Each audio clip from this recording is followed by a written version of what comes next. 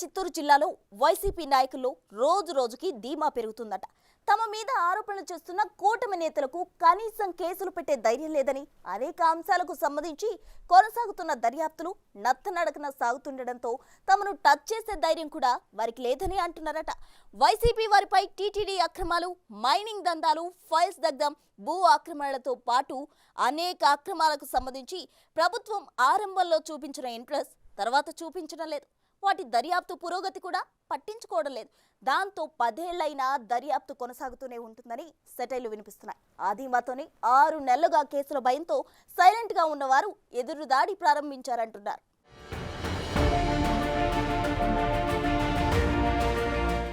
కూటమి ప్రభుత్వం అధికారంలోకి రాగానే సీఎం చంద్రబాబు నాయుడు తిరుమలలో మీడియా సమావేశం ఏర్పాటు చేసి మరీ టీటీడీలో అక్రమాలపై కఠిన చర్యలు తీసుకుంటానని ప్రకటించారు. ఆ దిశగా చర్యలు తీసుకుని విజిలెన్స్ విచారణకు ఆదేశించారు. విజిలెన్స్ కూడా గత 7 నెలలుగా విచారణ చేస్తోంది. అయితే ఆ విచారణలో ఏం జరుగుతుందో ఎవరికి అంతుపట్టడం లేదు. విచారణ నివేదిక ఎప్పుడు వస్తుందో దోషులు ఎవరో తేల్చడం లేదు. ఇంజనీరింగ్ విభాగంలో అక్రమాలు, శ్రీవాణి నిధులు పక్కదారి, లడ్డూ నాణ్యత లోపాలు, గదుల అక్రమాలు, ప్రమోషన్లలో దందా, కొనుగోళ్లలో అక్రమాలు, ఇలా అనేక విషయాలపై విచారణ సాగుతూనే ఉంది.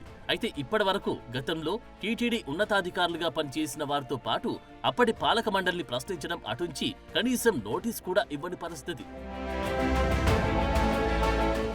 తర్వాత కొన్ని రోజులకి టీటీడీకి ప్రసాదం తయారీ కోసం సప్లై చేసిన నెయ్యిలో కల్తీ జరిగిందని వాస్తవాన్ని ముఖ్యమంత్రి చంద్రబాబు స్వయంగా బయటపెట్టారు. దానిపై విచారణకు ఏపీ ప్రభుత్వం సిట్ ఏర్పాటు చేయడం, తర్వాత సుప్రీంకోర్టు ఎంటర్ అయి సీబీఐతో కలిసి జాయింట్ సిట్ ఏర్పాటు చకచకా జరిగిపోయాయి. వారం రోజుల పాటు సిట్ హడావిడి కనిపించింది. ఆ విచారణ నివేదిక ఎప్పుడు వస్తుందో తెలియని పరిస్థితి. ప్రస్తుతం సిట్ దర్యాప్తు కొనసాగుతుందని అంటున్నారు. ఎప్పుడు పూర్తవుతుందో, దోషులెవరు, కొనుగోలుకు సిఫారసు చేసిన వారు ఎవరు, పాలక మండలి పాత్ర ఎంత, అప్పటి టీటీడీ చైర్మన్ ప్రమేయం, వీటన్నిటిపై సిట్ ఏం నిజం నిగ్గు తేల్చిందో తెలియదు. మొత్తం మీద కల్తీ నెయ్యిపై దర్యాప్తు పూర్తయ్యేలోగా పుణ్యకాలం కాస్త గడిచిపోతుందన్న అభిప్రాయం వ్యక్తమవుతుంది. మదనపల్లి సబ్ కలెక్టర్ కార్యాలయంలో కీలక ఫైల్స్ దగ్ధమైన తర్వాత కుట్రకోణం బయటపడింది. డీజీపీతో పాటు CID chief, revenue principal secretary Sisodia Madanapalle వచ్చారు. కేసులో కుట్రకోణం ఉందని నిర్ధారించారు. కర్నూలు డీఐజీ వచ్చి కేసు దర్యాప్తు పురోగతిని పరిశీలించారు. అప్పుడు సిసోడియా ఇచ్చిన పిలుపునకు బాధితులంతా బయటకు వచ్చారు. వేలాది మంది తమ భూములను పెద్దిరెడ్డి అండ్ టీం ఎలా కబ్జా చేసిందో బయటపెట్టారు. ఉన్నతాధికారులు అందరికీ న్యాయం చేస్తామని చెప్పారు.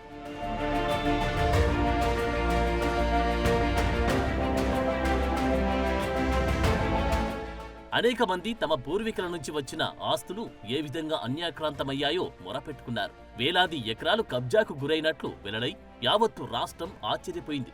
ఆ క్రమంలో పెద్దిరెడ్డి అనుచరులు మాధవరెడ్డి, తుకారాం లాంటి వారితో పాటు మాజీ MLA Nawaz Basha, Madanapalle municipal vice chairman Jinka Chalapathi లాంటి వారిపై కేసులు నమోదయ్యాయి. తర్వాత కేసు సిఐడికి బదిలీ అయింది. సిఐడి సబ్ కలెక్టర్ కార్యాలయం సీనియర్ అసిస్టెంట్ అయిన గౌతమ్ తేజాను అరెస్టు చేసింది. తర్వాత అరెస్టులు లేవు. కేసు విచారణ ఎంతవరకు వచ్చిందో తెలియదు. కబ్జాలకు పాల్పడిన వారు మాత్రం ఆ స్థలాలు, భూములను ఎంజాయ్ చేస్తున్నారు. దానికి తోడు బాధితులు బయటికి వచ్చి చెప్పినందుకు వారిపై వైసీపీ క్యాడర్ కేసులు పెడుతుందట.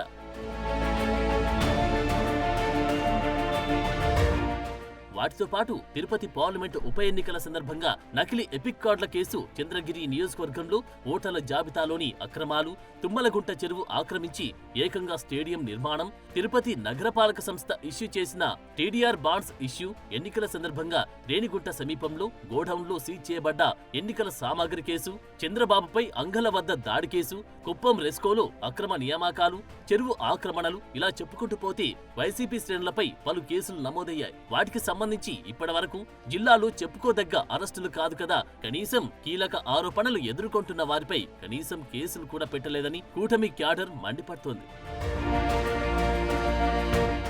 అయితే తాజాగా అటవీ భూములను మాజీ మంత్రి పెద్దిరెడ్డి ఆక్రమణల పర్వం వెలుగులోకి రావడంతో దీనిని సీరియస్ గా తీసుకున్నామని చెప్పడానికి సీఎం, డిప్యూటీ సీఎం విచారణకు ఆదేశించారు. కలెక్టర్, ఎస్పీలను కూడా విచారణ కమిటీలో సభ్యులుగా చేర్చారు. అయితే దీనిపై పెద్దిరెడ్డి మాత్రం చాలా వ్యంగ్యంగా మాట్లాడారు. మీరు ఏం చేయలేరు, ఆరంభంలో చూపించే హడావిడి విచారణలో ఉండదు కదా అన్నట్లు ఆయన వ్యంగ్యాస్త్రాలు విసిరారు. దాంతో పాటు సీఎం, డిప్యూటీ సీఎంలను తీవ్రస్థాయిలో టార్గెట్ చేశారు. మొత్తం మీద ఆయన ప్రభుత్వం ఏమీ చేయలేదన్నట్లు మాట్లాడడం చర్చనీయాంశంగా మారింది.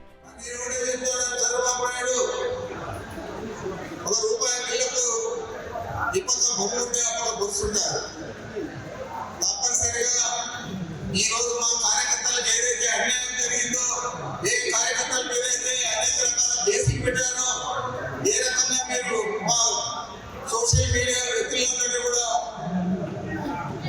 భావించారు, ఇవన్నీ కూడా గుర్తుకున్నాయి. రాబోయే ఎన్నికల తర్వాత తప్పనిసరిగా జగన్మోహన్ రెడ్డి గారు ముఖ్యమంత్రి అవుతారు. అయిన తర్వాత ఇవన్నీ కూడా మీకు కూడా రుచి చూపిస్తామని కూడా మీకు మనం చేస్తాము. ఒక్కరిని కూడా వదిలేదు. తప్పనిసరిగా అందరి మీద కూడా ఎవరైతే మన గ్రామాలలో మన కార్యకర్తల మీద దాడి చేశారో ఆ దాడులకు ప్రతి చోట కూడా జరిగి తీరుతాయని కూడా మీకు మనం చేస్తాము. అనేక ఆరోపణలకు కళ్ళెదుటే సాక్ష్యాలు కనిపిస్తున్నా ప్రభుత్వం ఎందుకు చర్యలు తీసుకోలేకపోతుంది? అధికారులు వీరికి సహకరించడం లేదా? మరెందుకు కేసుల విచారణలన్నీ నత్తనడకన సాగుతున్నాయి? గత ప్రభుత్వం సిఐడిని చాలా సమర్థంగా పార్టీ కోసం వాడుకుంది. కొన్ని సామాజిక వర్గాల వారికి కనీసం సిఐడిలో పోస్టింగ్ ఇవ్వలేదు. అయితే తాజాగా ఏపీ డీజీపీ చేసిన బదిలీలలో వైసీపీని భుజాన మోపిన కీలక అధికారులకు సిఐడిలో పోస్టింగ్ ఇవ్వడం చర్చనీయాంశంగా మారింది. సిఐడితో పాటు వివిధ విభాగాల్లో పనిచేస్తున్న కీలక అధికారులు ముందుగానే తమ మాజీ బాస్లకు సమాచారం అందజేస్తున్నారంట. అదే విషయాన్ని వైసీపీ నేతలకు చేరవేస్తూ అలర్ట్ చేస్తున్నారంట.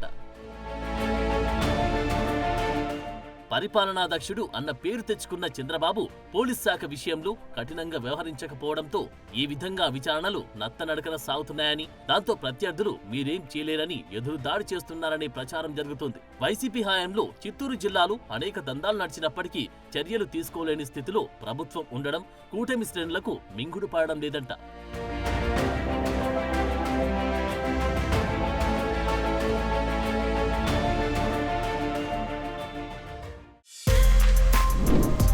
For more videos like this, subscribe Big TV channel.